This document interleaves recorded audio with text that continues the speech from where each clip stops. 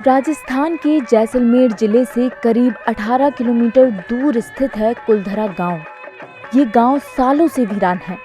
यहाँ दूर दूर तक सिर्फ खंडहर नजर आते हैं। कुलधरा बहुत ही बड़ी संस्कृति का केंद्र था और जो हमारी जो संस्कृति सिंधु घाटी सभ्यता थी उसका एक बहुत जीवंत उदाहरण है, क्योंकि इसमें जो गलियां हैं इनका जो स्थापत्य है वो बहुत ही अनुपम है। इसकी गलियां उत्तर से दक्षिण है, क्योंकि भारत में हमारे यहाँ इलाके में जैसलमेर के इलाके में उत्तर से दक्षिण हवाएं चलती है सर्दियों में और दक्षिण से उत्तर की तरफ चलती है गर्मियों में। तो ये जो गलियां हैं वो उत्तर दक्षिण में गलियां बनाई हुई है, जिससे यहाँ रेत ठहरती नहीं थी। और इनके मकान जितने भी थे, अमीर हो गरीब हो, सबका एक नक्शा और एक ही लाइन में थी सारी। पालीवाल ब्राह्मणों ने ये गांव बसाए थे। जिस व्यक्ति ने जो गांव बसाया वो गांव उसके नाम से बस गया। जैसे कुलधर है तो कुलधर महिधर शशिधर 3 भाई थे, उसमें से कुलधर ने ये कुलधरा गांव बसाया। उसमें दूसरी जाति के लोग रह गए हमारे भाई बंधु, लेकिन जिसने जो बसाया उसके नाम से गांव बस गए। और 84 गांव पाली वालों के उन्होंने अपने अपने नाम से बसाए और सुविधा के हिसाब से जहाँ जहाँ उनको उपजाऊ जमीन मिली, सुरक्षित जगह मिली, अच्छी जगह मिली, वो 84 गाँव उन्होंने बसाए। आपको जानकर हैरत होगी कि एक ही रात में कुलधरा सहित 84 गांव खाली हो गए थे। कोई भी जाति अगर एक साथ पलायन करती है तो उसकी अस्मिता पर आता है, इज्जत पर आती है, तब जाकर वो एकदम पलायन का निर्णय लेती है। और यहाँ उनका रहना मुश्किल हो गया था, क्योंकि सालम सिंह जो दीवान था वो बहुत ही क्रूर और एरोगेंट था और निरंकुश था। उसके ऊपर राजा का कोई अधिकार नहीं था, किस तरह का कोई उसके ऊपर अंकुश नहीं था। इतिहासकार बताते हैं कि जैसलमेर और बीकानेर के बीच युद्ध हुआ था। इसके बाद आर्थिक तंगी आई, तो इसके नाम से इन्होंने पाली वालों को तंग करना भी शुरू कर दिया था कि अभी राज को घाटा हो गया, लड़ाई वगैरह में पैसे वगैरह जान माल की नुकसान हुआ था, पूर्ति करो। तो पाली वालों ने कहा कि हमारे फसलें लेने दो, जैसा भी होगा राजा को पहले भी सहयोग के आगे भी करेंगे। लेकिन उसने थोड़ा दबाव डाला कि आप जो हम कह रहे हैं वो अभी का भी होना चाहिए। सालम सिंह की जातियों से परेशान होकर पालीवाल समाज के लोग काठोड़ी गांव के एक मंदिर में जुटे और इस गंभीर समस्या पर मंथन किया।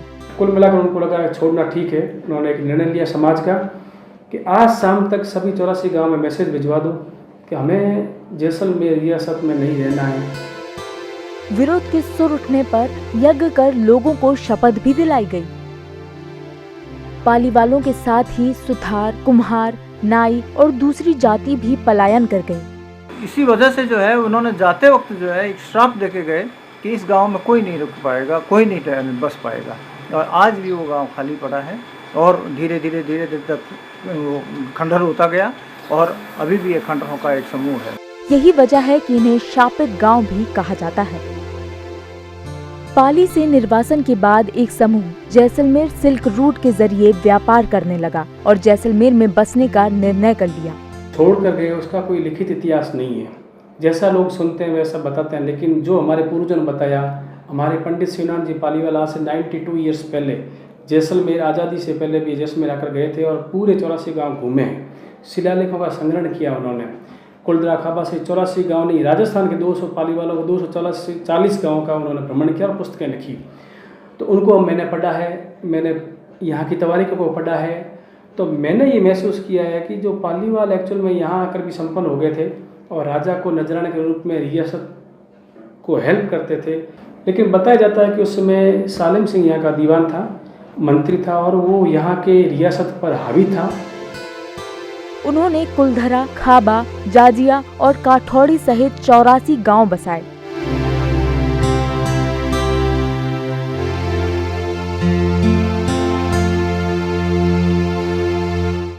कुलधरा अब जैसलमेर का प्रमुख पर्यटक स्थल है।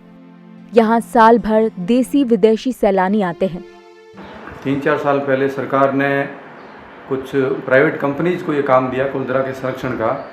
तो उन प्राइवेट कंपनीज ने कुलधरा के संरक्षण के नाम पे, इनको वास्तव में तो संरक्षण करना था, लेकिन इन्होंने कुछ जो मूल स्ट्रक्चर था पुराने गाँव का, जो मकानों के ढांचे थे, वो मॉन्यूमेंट का पार्ट थे, तो उनको इन्होंने गिरा दिया और उसकी जगह पे कुछ नई दुकानें और ऐसी कमर्शियल एक्टिविटीज़ करने की इन्होंने कोशिश की। तो ये चीज़ सही नहीं थी, कानून के हिसाब से भी और हमारी जो पारंपरिक मान्यता हैं उसके हिसाब से भी। तो इसके खिलाफ मैं हाई कोर्ट में गया, मैंने एक सिविल रिट जनहित याचिका हाई कोर्ट में लगाई।